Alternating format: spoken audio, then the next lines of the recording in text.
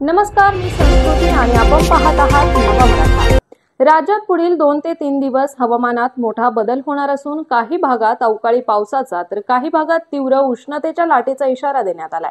महाराष्ट्राच्या 7 जिल्ह्यांसाठी हवामान विभागाने या संदर्भात विशेष इशारा जारी केलेला आहे। तसेच गेल्या 24 तासात महाराष्ट्रातील हवामानात अचानक बदल जाणवला असून याच पार्श्वभूमीवर येत्या 48 तासात आणखी एक मोठा हवामान बदल होणार आहे। सध्या हीटवेव्ह आणि अवकाळी पावसाचं दुहेरी संकट राज्यावर ओढवलं आहे।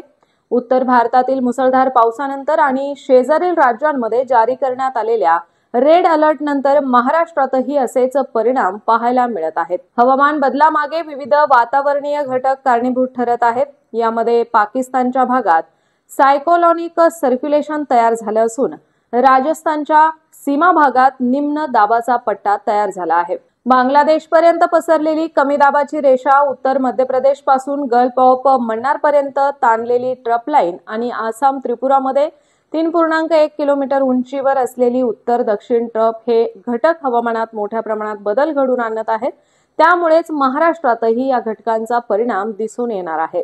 याशिवाय हवामान विभागाने लातूर, धाराशिव, सोलापूर आणि सांगली या जिल्ह्यात येत्या 2 दिवसात पावसाचा अंदाज व्यक्त केला आहे।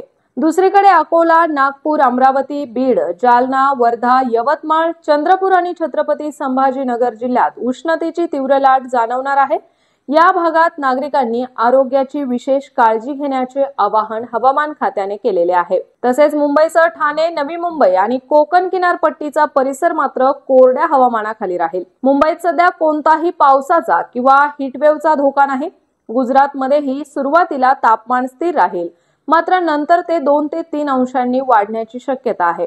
तमिळनाडू, मराठवाडा आणि मध्य महाराष्ट्रात उष्ण आणि दमट वातावरण राहील, तर गुजरातमध्ये धुळीचे वारे वाहण्याची शक्यता वर्तवण्यात आलेली आहे। तर अशाच माहितीपूर्ण बातम्यांसाठी चॅनलला सबस्क्राइब नक्की करा।